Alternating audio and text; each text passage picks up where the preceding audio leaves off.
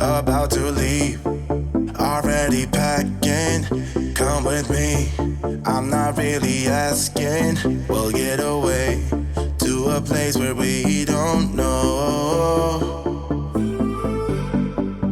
About to see the world in action, what we can be, life with no distractions. We'll get away, this is what we waited for. Take my hand, we'll make it somehow. We can't miss out. I'm done living life with the lights out. Die with my own doubts. Be free with me. Let's go, let's be free with me. Be free.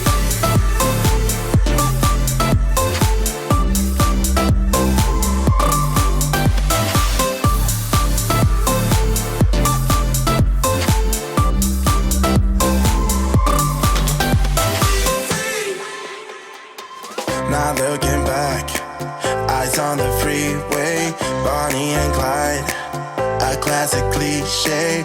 We're on the run, this is what we waited for. Take my hand, we'll make it somehow. We can't miss out. I'm done living life with the lights out. Die with my own doubts. Be free.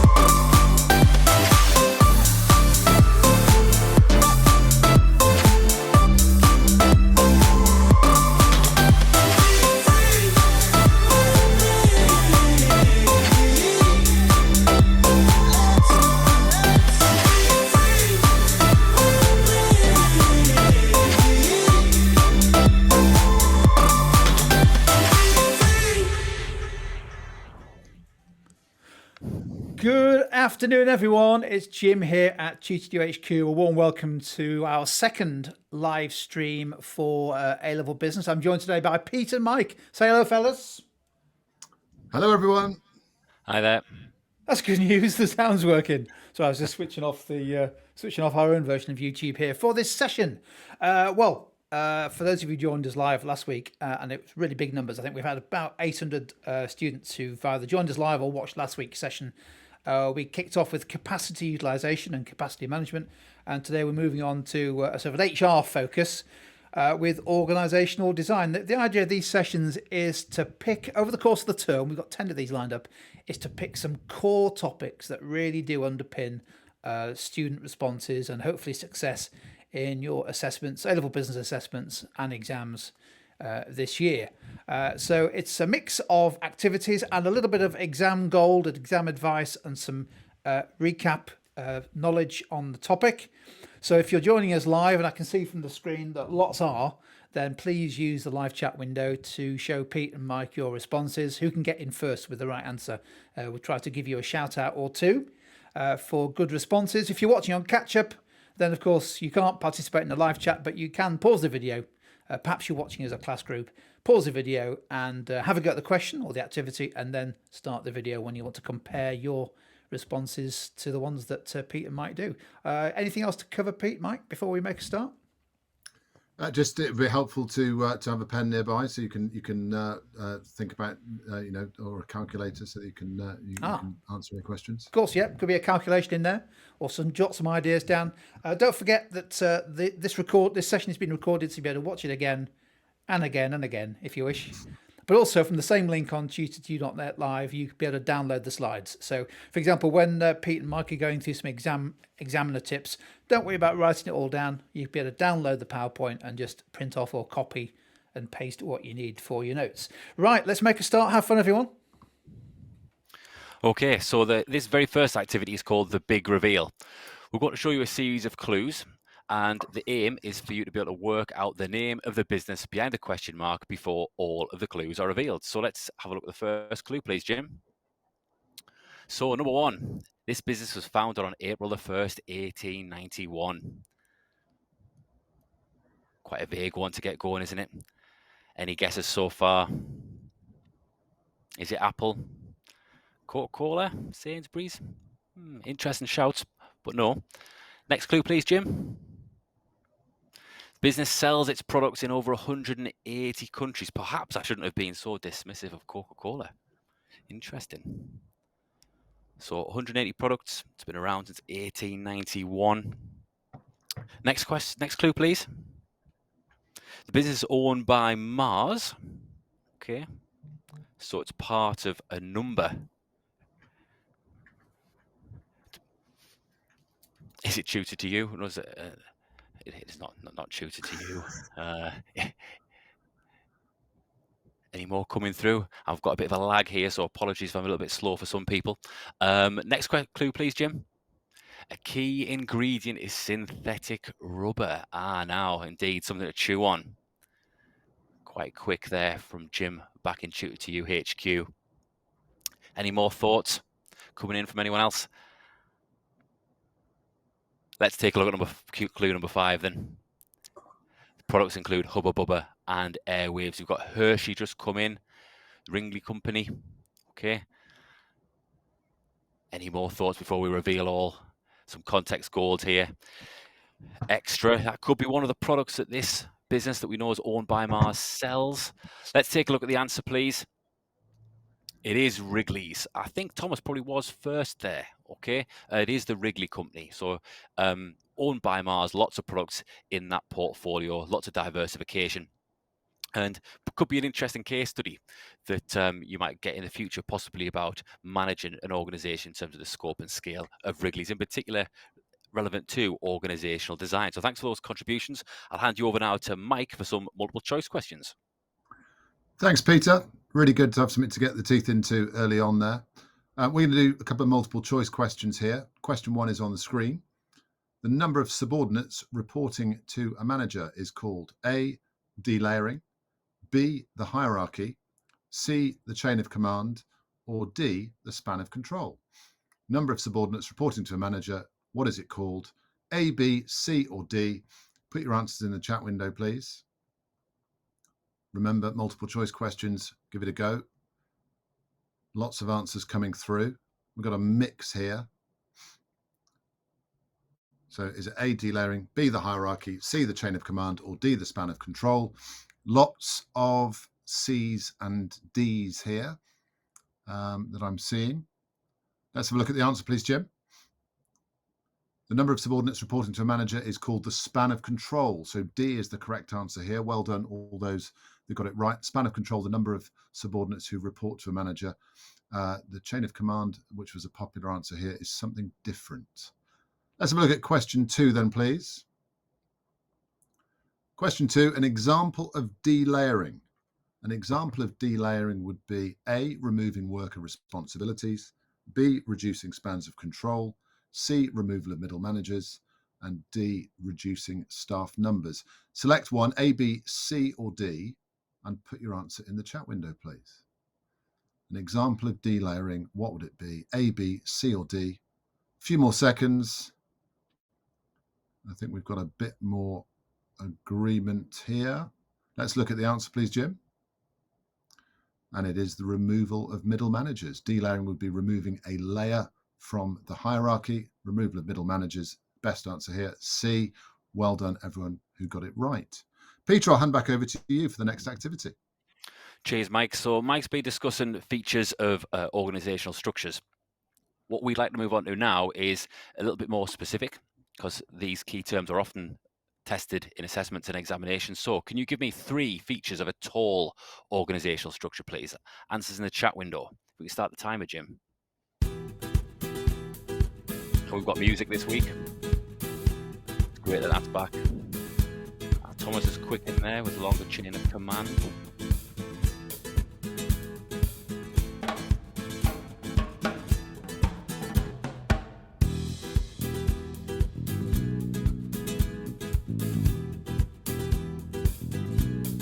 A few responses coming through, that's great to see. So ability to be able to multitask and play the guitar at the same time as clicking, indeed. Could never achieve that. Right, thanks for those contributions. Brilliant to see. Lots of people still alert at this time on a Tuesday evening. So you're doing really well. Okay, let's take a look at some of the ones that we had earlier. So here's our preparation. We said a narrow span of control. If I just look back through these answers, here's me multitasking now. Joe said a narrow span of control. So did Katerina. Excellent subject knowledge there. With it being tall, there's obviously going to be many layers or levels in the hierarchy, so many layers of management. Think about what some of the implications of that might be. And finally, there are more opportunities for staff promotion. We've also got some coming through in the chat window with regard to communication, which is really important in any organization in terms of the message, whether it's the overall corporate strategy that we're trying to convey or just simple functional tactics and functional strategies where managers in the same department are trying to get messages across to members of their team. So that was some absolutely great interaction from that one. Let's go on to the next activity, which is a 60-second challenge. So we know that your assessments contain elements of quantitative and numerical skills. So you're going to have 60 seconds or a minute to have a go at this. Last year, a retailer employed 8,000 staff. 1/16 were employed at head office. Last year, 40 left the head office. What we'd like you to do is to calculate the labour turnover. Answers in the chat window, please. If we can start the countdown, Jim.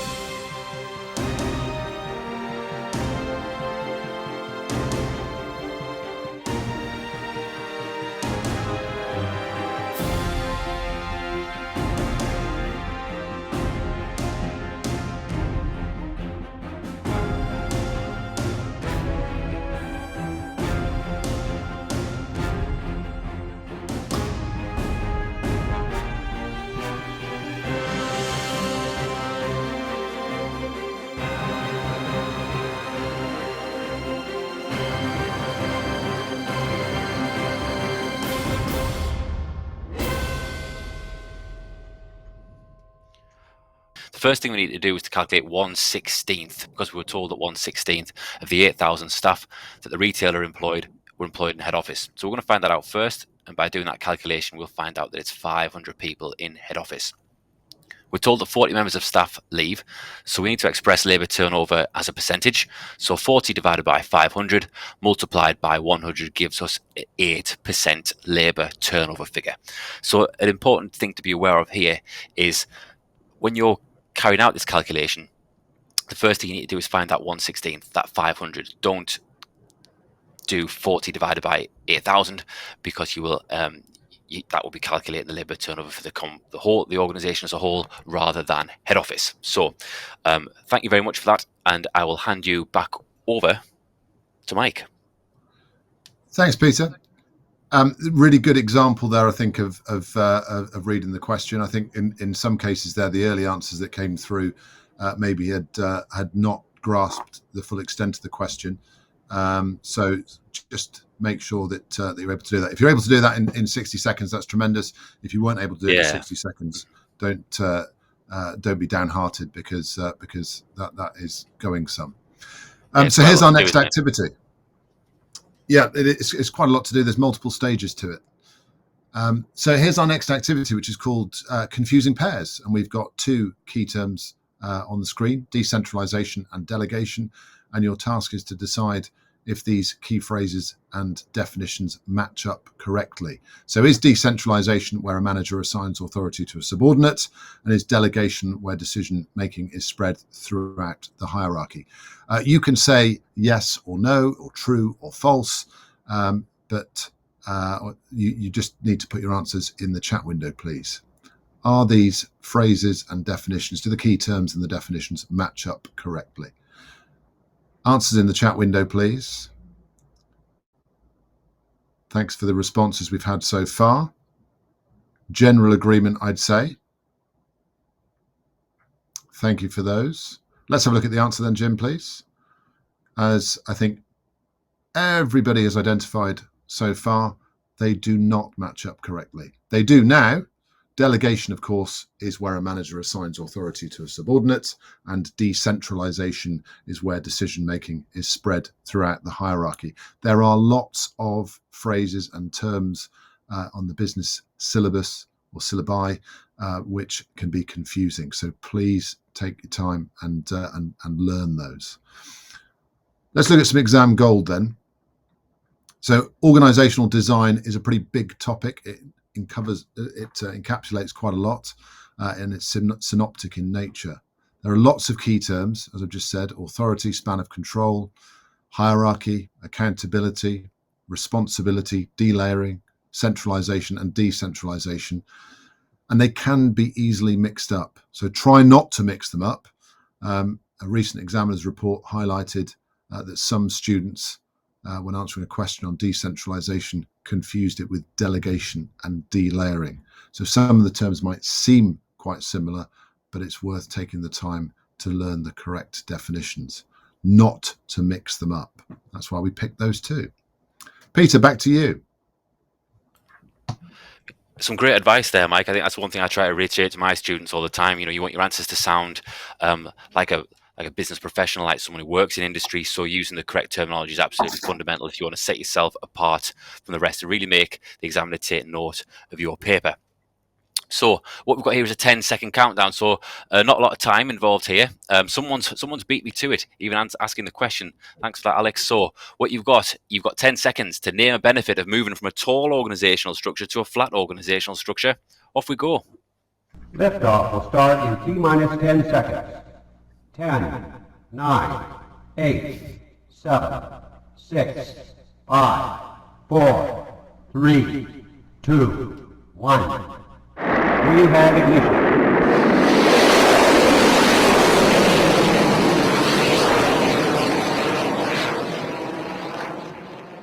I think that's one of my favourites from the Tutor to You repertoire of PowerPoint Gold. I like that one. Okay, so we've got lots of answers coming through. In the chat window, and this is a common exam style question that can be asked a number of different ways depending upon your board. Let's take a look at what we said earlier. So if you've got something different, don't worry about this. We said lower staffing costs. That's implied because of the fewer the cut in terms of the hierarchy. In the medium to long term, you're going to have fewer layers of management. You might have increased levels of motivation because as those levels of hierarchy are removed, managers may delegate and pass on projects to subordinates, and that might empower them. So we've got another term coming in there, empowerment, which leads to more motivation in the workplace. Similarly, and some of you alluded to this earlier before we had the outage, that we might have quicker communication as we move from a tall structure to a flatter structure because there's fewer layers for messages to go between, and there's less likelihood that messages are going to become mixed up. So thank you very much for the comment as well in the chat about the animation. We love it too. Okay, I'm going to pass you now over to Mike for... Oh, no. Sorry, that's my fault there, folks. A bit of a lag on my screen. So I've covered most of these already with my explanation. What you'll notice with a couple of the comments that we've got on screen here is we're trying to get across in our analysis and make some judgments at the same time. Okay, so as I went through the answers earlier, what we've now got is some chains of reasoning that are attached to those. So take your time to go back and download the PowerPoint after this session's finished and see if you can add any further links to these chains, or maybe even add some evaluative comments, because depending upon the board in question, you could be asked to assess the benefits of moving from a tall structure to a flat structure, or analyze the benefits. So we've given you some great starting points here. Now I'll hand you back over to Mike. Brilliant. Thanks, Peter. So our next activity is called On Balance. And what we're looking to do initially is to give 2 benefits to a business of having a centralized structure. So put your answers in the chat window, please. 2 benefits to a business of having a centralized structure. And then we'll look at trying to develop a balanced response. So benefits of being centralized. Answers in the chat window, please. And then we'll look at the opposite side. So 2 benefits to a business of being a centralized structure. Let's see if we can give you some ideas. If we could click on, please, Jim. Brilliant. Thank you. So centralized structure means that decision making is focused at the top of the hierarchy. So if we have a centralized structure, it's easier to implement common policies and practices for the business as a whole. So we can have commonality and we can have consistency throughout the business as well. The decisions are being made by a smaller group and we can have consistency, therefore, as a result. Thanks for the responses that have come through on the chat window. Again, a bit of a lag here, but they're coming through now and I can see them. So thank you for those. Let's look at the opposite then. The opposite of centralization is decentralization. Let's think about 2 benefits of a decentralized structure. Answers in the chat window again, please. So we're thinking about a decentralized structure now where decision making is spread through the organization, through the hierarchy. Okay, thank you. Yeah, good responses coming through. Katerina, I can see yours. Talked about staff motivation. And we've talked about, thank you, Thomas. Yeah, we're looking at the local teams knowing their customer base. And again, Darcy, similar point, local knowledge. And again, the motivation point. Let's have a look at some answers on the screen then, please, Jim. And look at that. We've got exactly the ones that have come through on the chat window. There are other possible responses here as well, but if decision making is spread through the hierarchy, through the organization, it can lead to increased staff motivation. Staff are empowered, they're able to make decisions, so they may feel more motivated as a result. And they're also the people on the ground, if you like, the people in situ are able to make the decisions, and they may well have a better understanding of the needs of the local market. And that local point, as you can see in the chat window there, it's a really, really powerful one, particularly for multinationals, that idea of globalization. Thank you for the responses in there. Let's look at the next slide then, please, Jim. A bit more exam gold for you. So the effectiveness of moving to a decentralized structure can often depend on the management or leadership style of the business. Let's think about in our supported judgments here, thinking about a depends on factor. One depends on factor that's going to determine the effectiveness of moving to a decentralized structure might be the leadership style. So a decentralized structure results in greater empowerment, we mentioned before, for local managers, and should lead to an increase in flexibility because it's going to bring decision making closer to the customer. It's often going to be associated with a more democratic or laissez-faire management or leadership style as opposed to an autocratic style. So in your responses, if you're required to make a judgment and you're supporting that judgment, it's really good practice to think about a depends on factor. And as I say, one thing that might determine this could be the leadership style of the business. Peter, I'm going to hand back to you. Thanks, Mike. So this is our final activity, and this one is called Mend the Gap.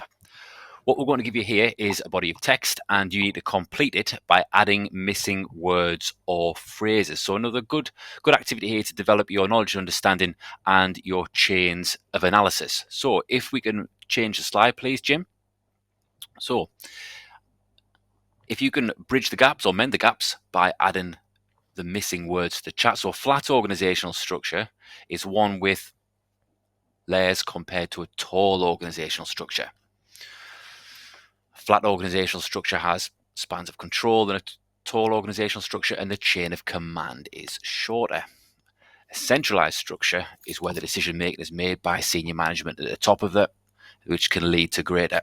For example, in a business like McDonald's, this can help ensure that the same products are sold in every restaurant, which can lead to greater customer satisfaction.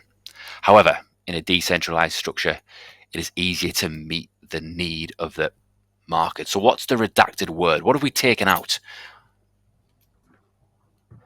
Have we got any ideas for the first word?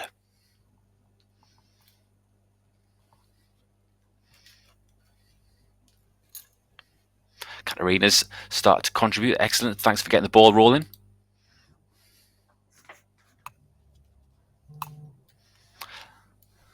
Can we reveal the first word, Jim? See if we're on the right track?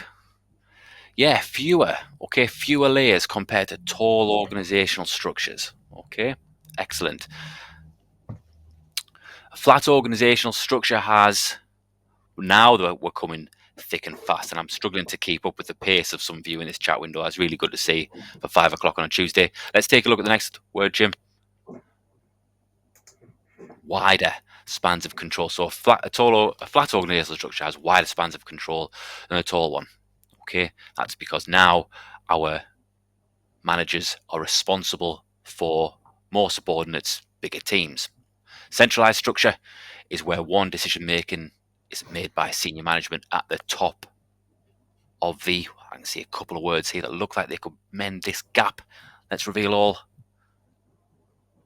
Hierarchy, well done. I'm just scrolling back to see who the first person, that was, I think it was MJ Amos there, so well done. This can lead to, what are we looking for here, Jim? Greater consistency, okay? So I think Alex said consistency, well done, okay? And consistency is key with a business like McDonald's, where identical products are sold in every restaurant. In other words, you know what you're getting when you go into that restaurant. That's going to lead to greater satisfaction. However, in a decentralized structure, it is easier to meet the needs. We've got a target here. Let's take a look at this one, Jim. Target or the local market. We had local market to meet the needs of individuals in a certain area. And I think Thomas alluded to that earlier in some of the previous questions. So, wow, excellent responses there. And I think that brings us to the end of our live stream. To hand you back over to Jim. It does. And can you believe we made it through without any technical hitches whatsoever? And we still ended up with roughly the same number of people in the live chat as we started with, which is a big number and lots of great contributions. So I don't know about you, Pete and Mike, but I don't think anyone noticed what happened there. No, I don't think anyone noticed at all. It was seamless. And a big thanks to Pete in particular, whose explanation at the end of one of those activities was cut short by YouTube. I'm just guessing. I don't know. I'm just guessing that we were just doing so many great things in live chat that it just meant that YouTube fell over temporarily. And these things happen, don't they? It happens when you get a major live stream like this one. So yeah, couldn't cope with the demand. To your right. That is a really good session on organisational design. I think we've covered quite a lot there. I was just noting down as we were going through the questions that point. I think you made the point, Mike, about how so many of the terms in this part of the A-level business courses, a lot of the terms are quite confusing and similar, aren't they? Sort of delegation, decentralisation, delayering. And then also it's very easy to get mixed up around terms like chain of command and span of control. So I guess one of the takeaways for me from that session is sort of constantly going back over those terms just to make sure that you're on top of the key differences. Yeah, I think so. Just continually revisiting these things, continually testing yourself, finding different ways of testing yourself, and trying to build that foundation of knowledge which is going to enable you to answer any question you get, whatever the exam board. I mean, we did a calculation in there on labour turnover, which isn't specifically organisational design, but it's very closely linked to this idea of organisational efficiency. I suppose but this is classic exam question territory, isn't it? Decentralisation, centralisation. How does a business organise itself, and how does it change the design to become more competitive or efficient, perhaps to reduce costs, as Pete was explaining. So a really important area. Yeah, and I think it also just highlights that you can bring in knowledge from other areas, and as long as it's relevant, as long as you're making a relevant point, then you can be rewarded for it. Yeah, I think that's the synoptic element is important, as you've alluded to, Mike, there, to bring in points as and where they're needed, but possibly not unnecessarily. We've had a couple of questions in the live chat, including from Katerina, who's asked, how do I get the PowerPoint? Well, if you go to tutor2u.net/live, and then go to the replays section and use the filter, because there's lots of different subjects on there now. Just filter business A level. You should see today's session on there, and just log into your My2CU account, and the PowerPoint is there to download, along with all the others.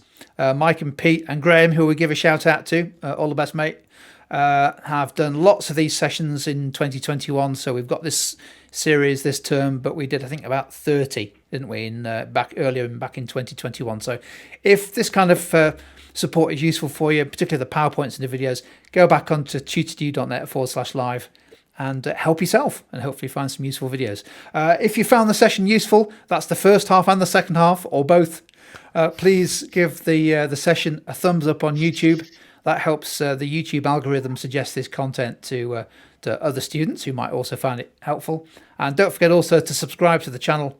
That way you'll get a notification for the next time we're live, which I think is a regular slot, Pete, Mike, isn't it? I think it's Tuesdays at 4:30. Yeah, absolutely. Every week. Do we know what we're covering next week? I need to have a look. It'll be another key topic is what we'll be covering next week. My guess will be more calculations next week, but we'll see. So anyway, from all three of us, many, many thanks to everybody who's joined us live. Really big numbers, and it's great to see you all working so hard. We look forward to catching you next time for our next A-Level Business live stream. So see you later.